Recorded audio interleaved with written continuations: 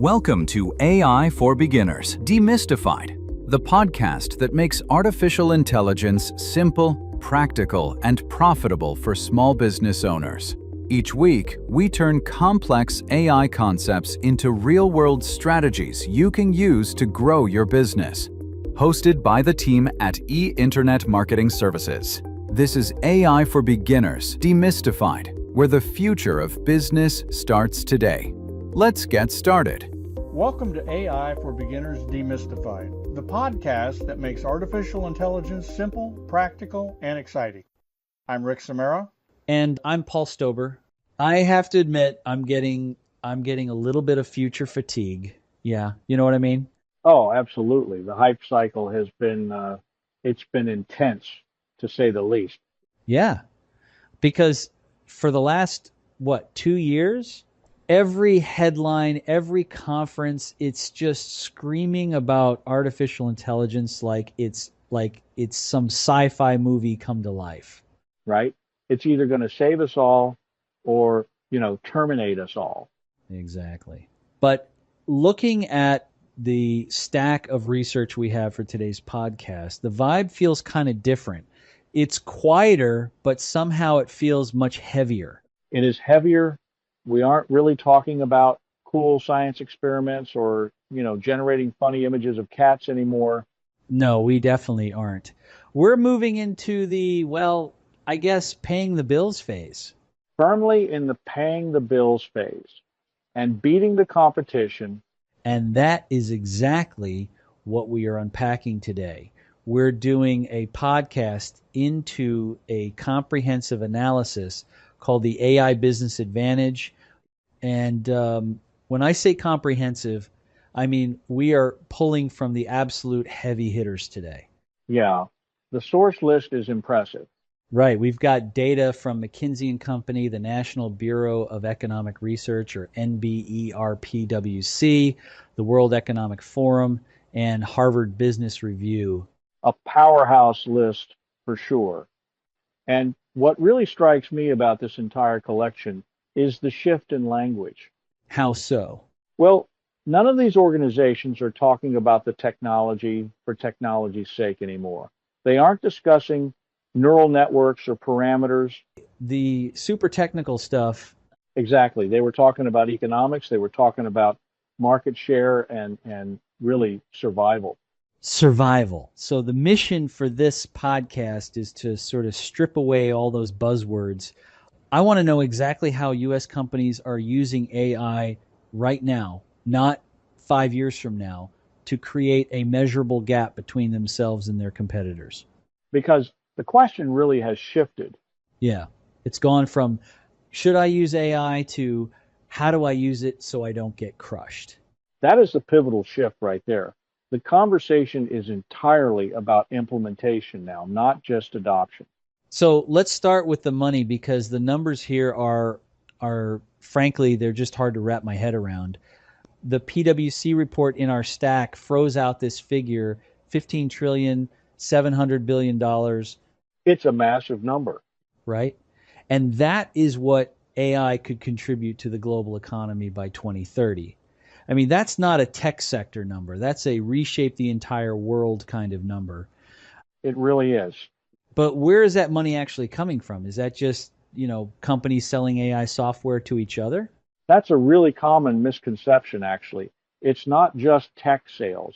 That 15.7 trillion is split. Okay.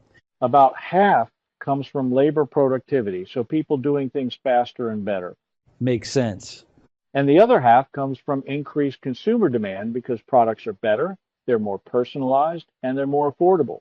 But, and I really need to be clear here, you can't just buy an AI and expect a check for your share of that $15 trillion. I mean, I wish. Just install the software, kick back, and retire. If only it were that easy. The real story in these reports is that the technology itself isn't the magic bullet. It's not. No. The differentiator, the thing that actually creates that business advantage, is clarity of execution. It's about how you weave it into the boring day-to-day stuff. Boring. But we're talking about cutting edge tech here. We are. But the Harvard Business Review article, the one by Davenport and Ron Anke, makes a really provocative point.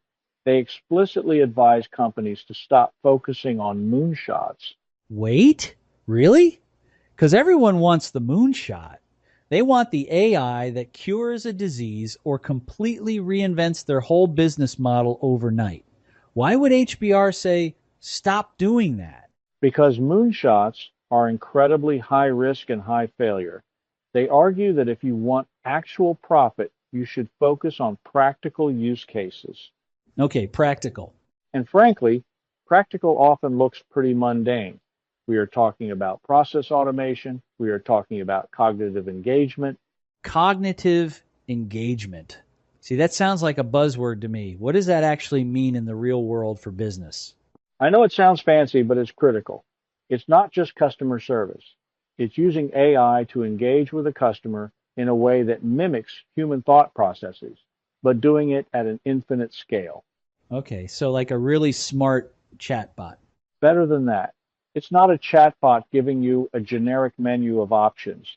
It's a system that knows your purchase history, predicts what you need next, and handles your complaint with actual context awareness. It does it 24/7. Oh, I see. So it's the difference between calling and getting a press one for sales menu, right? Versus a system that immediately says, hey, I see you had trouble with that order last week. Are you calling to get a refund? Quick question for med spa owners. How many calls did you miss this week? Because every unanswered call could be a $500 to $3,000 client booking somewhere else. That's why med spas are turning to Voice AI Plus, an AI-powered receptionist and follow-up system that answers every call 24/7, books appointments, and follows up automatically. No voicemail, no missed opportunities, no extra staff. And it doesn't stop there. Voice AI Plus also includes your CRM, booking calendar, email automation, and review management, all in one system. Try it free for 30 days and see the calls, the bookings, and the ROI for yourself. Visit the link in the description to learn more today. And that leads to this huge moment in the McKinsey data. They found that AI adoption has more than doubled recently. Wow, double? Yeah, but the companies that are actually seeing a real return on investment, they're the ones using it to improve specific, boring metrics. Like what kind of metrics? Things like lead response time, conversion rates, invoice processing speed. Invoice processing, that is boring. Exactly. But think about it. If you use AI to cut your lead response time from 2 hours to 2 minutes, that isn't a moonshot. It's not going make the evening news. No, nobody hears about your lead time on the news. Right, but it fundamentally changes your revenue trajectory. I guess that makes perfect sense. You don't need a robot butler around the office. You just need a system that answers emails faster than a human can, so you close the deal before your competitor even wakes up. And that right there is where the competitive gap opens up. It's purely operational efficiency. The source material highlights that businesses are using this for things like optimizing marketing ROI and reducing operational inefficiencies. So this tightening up the ship? Tightening the ship so significantly that you can basically outmaneuver anyone who is still doing things manually. Okay, so we've got the what, which is operational efficiency. I really want to get into the why, because there's this concept in this stack from Agrawal, Gans, and Goldfarb. The book is called Prediction Machines. Yes, an excellent source.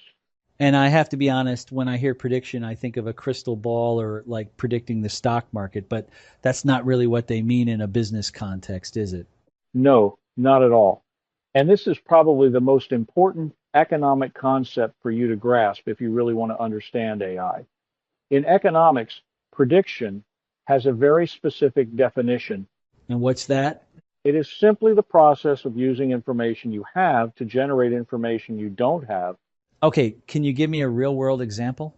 Sure. Think about your bank.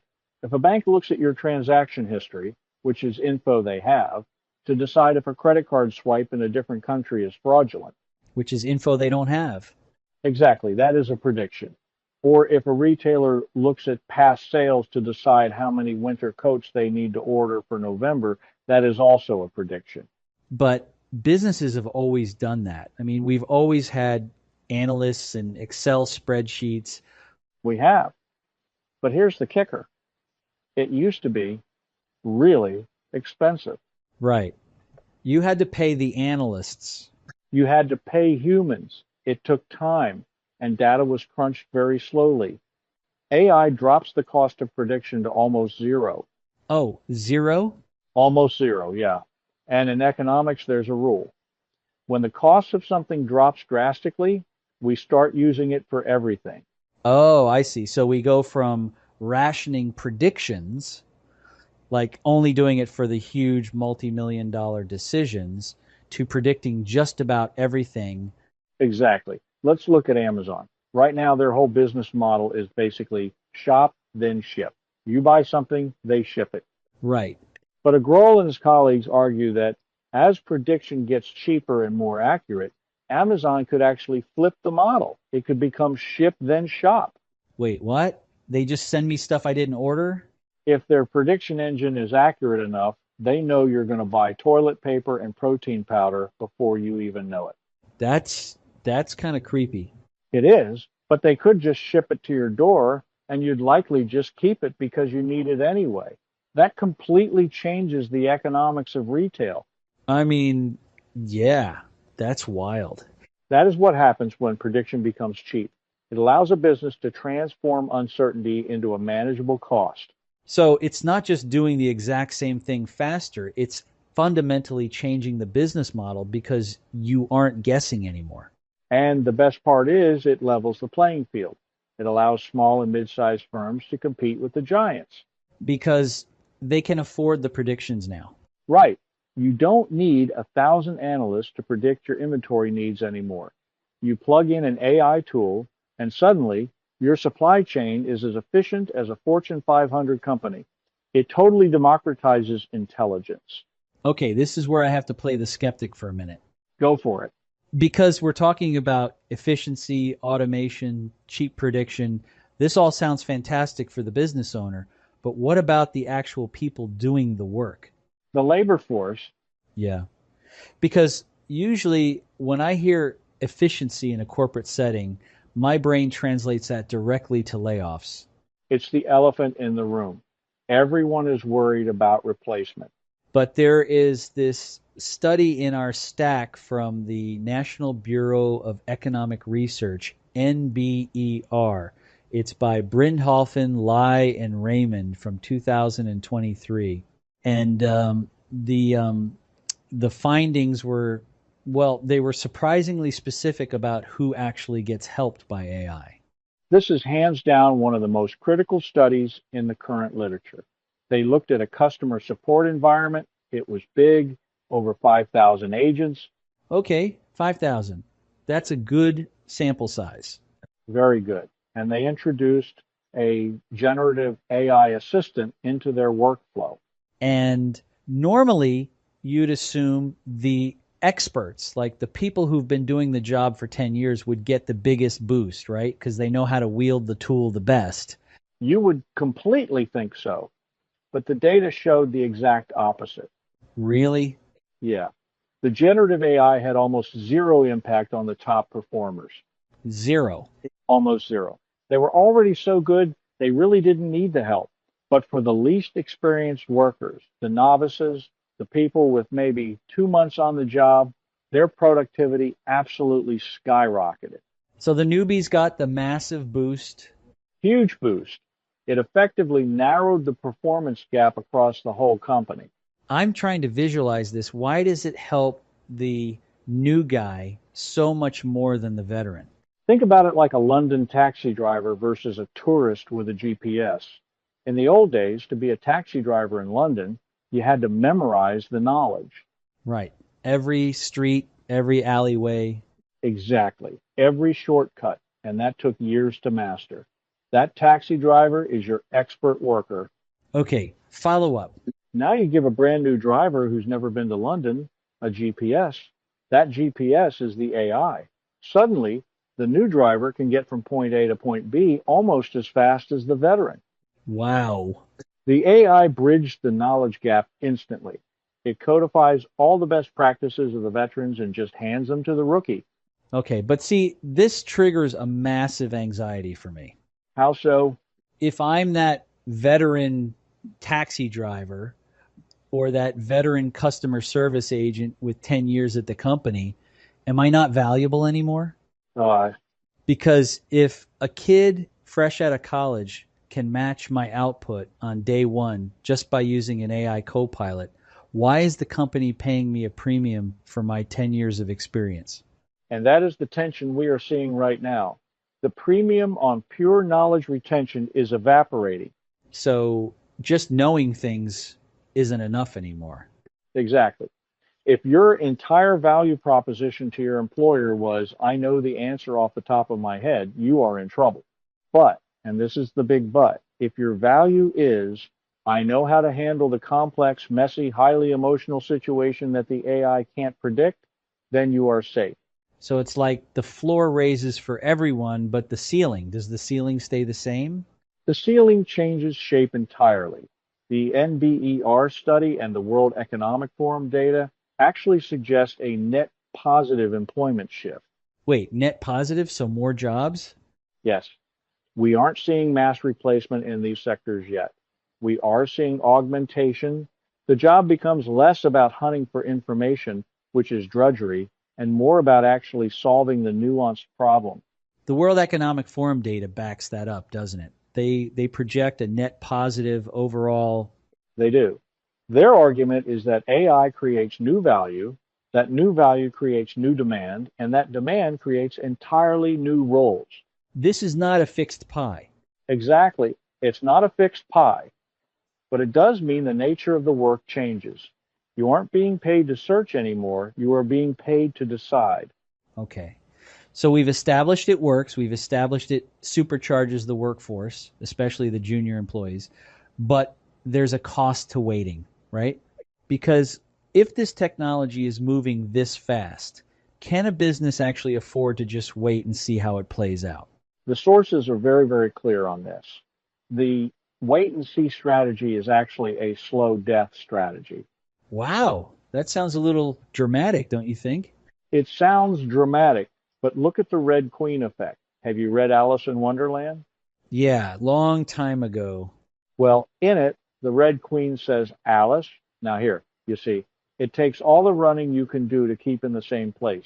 Because the landscape itself is moving around them. Exactly. If your competitor uses AI to optimize their supply chain and they cut their costs by 20% and you don't do anything, you aren't just staying stable. Right, because now their prices are lower. You are effectively becoming 20 more expensive than the market standard overnight. You are falling behind by just standing still. Man. And the article mentions a really interesting psychological point here from your book, AI for Beginners Demystified. You argue that the barrier to entry isn't usually the technology itself. No, it rarely is. It's not that the software is too hard to install. Right. You call it analysis paralysis. Leaders just get totally overwhelmed. They hear AI, LLM, neural networks, and they just freeze up. They absolutely do. But I've outlined a chain to break this paralysis. It goes like this. Clarity leads to confidence, confidence leads to action, and action creates advantage. So how do we actually get that clarity? Because if I'm a business owner listening to this right now, I don't want to go learn how to code in Python. I just want to know what to do. The trick is you start with the business problem, not the tech. Don't go out looking for AI solutions. Go look for expensive, slow bottlenecks in your business. Just find the pain points. Exactly. The report we created at our company, Internet Marketing Services, lists some really concrete areas to start. We mentioned things like AI-powered voice systems and SEO enhancement. But let's be specific on that. How is AI actually changing SEO? Isn't SEO just putting the right keywords on your website? It used to be keywords. 10 years ago, yes. Now it's all about intent matching. Intent matching? AI search engines don't just look for specific words on your page anymore. They look for what the user is actually trying to accomplish. So if I search fix leaky pipe, it knows I want a plumber, not a history of pipes. Exactly. And if you aren't using AI tools yourself to understand that user intent, your content basically becomes invisible to the search engine. So a concrete action step would be auditing your digital presence with AI tools to see what the machines are seeing. Okay. What about marketing automation? We mentioned that too. That feels like another area where people just use it to spam out a million emails. Which is exactly the wrong way to do it. The right way, the AI business advantage way, is predictive churn analysis. Predictive churn. So guessing who's going to leave. Not guessing, predicting. Using AI to look at user behavior and flag the customer who is about to quit their subscription before they actually quit. Oh, that goes right back to the prediction machine concept. It absolutely does. The AI says, hey, this customer hasn't logged in for 3 weeks and they just visited the cancellation page twice today. So the system flags it? The system flags it, automatically sends them a highly personalized discount offer, and saves the account. That is an immediate, measurable revenue impact. No moonshots required. So bringing this all together, we've looked at the $15 trillion potential. We've looked at the massive productivity boosts for new employees and the real danger of hesitation. I think the summary is incredibly clear across all these studies. The AI business advantage is real, but it is not magic. No magic wants. None. It is measurable, operational improvements. It is doing the boring things incredibly fast and incredibly cheap. And for the listener joining us today, whether you're running a huge department, a small local business, or you're just trying to protect your own career path, the message is actually pretty empowering. You don't need to be Google or Microsoft. You just need to be intentional. Like I've said, clarity leads to confidence. Confidence leads to action. Before we wrap up, though, I do want to leave everyone with a final thought. Something that's been kind of nagging at me since we discussed that NBER study. The one about the taxi drivers and the GPS? Yeah, that one. Because it really gets to the shifting value of expertise. It's a profound shift. If AI creates a world where a total novice armed with a good tool can perform at the exact same level as a 10-year veteran, we really have to ask ourselves, what does it actually mean to be an expert in the workforce of tomorrow? It's a very deep question. Because if knowing the answer is suddenly free and instant because of an AI on your phone, then expertise can't just be about having the facts memorized anymore. I suspect true expertise is going to shift from knowing the right answer to asking the right question. Oh, I like that. It shifts to human judgment, to ethics and synthesis. The machine can generate the map for you instantly, but it can't tell you if you actually should go to that destination.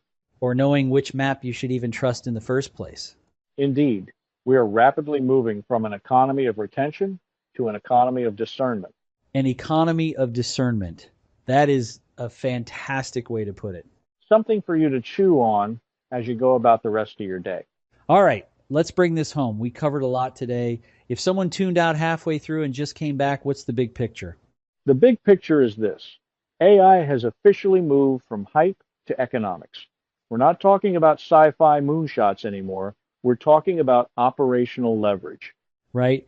The $15.7 trillion projected economic impact isn't about flashy tech demos. It's about productivity gains and increased demand from better, more personalized services. Exactly. And the companies actually winning right now, they aren't chasing moonshots. They're tightening up boring metrics, lead response time, churn rates, inventory forecasting, invoice processing. So the advantage isn't magic, it's measurable. And it's execution driven. AI doesn't reward curiosity, it rewards implementation. I think one of the biggest mindset shifts was the prediction machine concept. AI isn't some mystical intelligence. It's a tool that makes prediction incredibly cheap. And when prediction gets cheap, everything changes. Businesses stop rationing decisions. They start predicting inventory, churn, demand, fraud constantly. Which means small and mid-sized companies can suddenly compete with giants because intelligence is no longer limited to companies that can afford armies of analysts. That's the democratization of intelligence. And then we tackled the labor question, the anxiety piece. Yes. And the data surprised a lot of people. AI didn't supercharge the experts, it supercharged the novices. That taxi driver versus GPS analogy really hit. AI narrows the knowledge gap. Which means expertise is shifting. It's no longer about memorizing answers, it's about judgment, discernment, knowing which questions to ask and which outputs to trust. We're moving from an economy of retention to an economy of discernment. That might be the most important takeaway of all. Let's make this practical. If we had to bullet this out inside the conversation, what are the core takeaways? AI advantage comes from operational improvements, not moonshots. Prediction is the core economic engine, and it's now cheap. Implementation beats hesitation. Waiting widens the competitive gap. AI augments more than it replaces, especially boosting junior employees. Expertise is evolving from knowing answers to exercising judgment. And maybe one more. Yes, start with business bottlenecks, not technology. Find the slow, expensive pain point first. All right, no theory. What should listeners actually do this week? Here's your assignment. Identify one bottleneck in your business or career that costs time or money. Not 3, not 10, just one. Examples? Slow lead response, high customer churn, content that isn't ranking, manual data entry, missed follow-ups, delayed proposals. And then? Ask one simple question. How could AI reduce prediction cost or decision time in this one area? Then test a tool. Run a small experiment. Measure before and after. Clarity, confidence, action, advantage. Exactly. You don't need transformation. You need momentum. So the AI business advantage isn't about replacing humans or chasing the future. It's about tightening execution today. And the cost of standing still is quietly rising every quarter. Which means the real risk isn't AI. It's hesitation. All right. Go find your bottleneck, build your advantage. We'll see you next time. Thanks for listening to AI for Beginners Demystified, brought to you by Internet Marketing Services, helping small businesses harness the power of AI to work smarter and grow faster. If you found this episode helpful, don't forget to like this video, subscribe to our channel, and turn on notifications so you never miss a new episode. Be sure to check out the description below for valuable links and resources, including free tools, learning guides, and ways to start applying AI in your business today. And visit einternetmarketingservices.com to explore even more AI tools, tips, and resources. Until next time, keep learning, keep growing, and keep demystifying AI.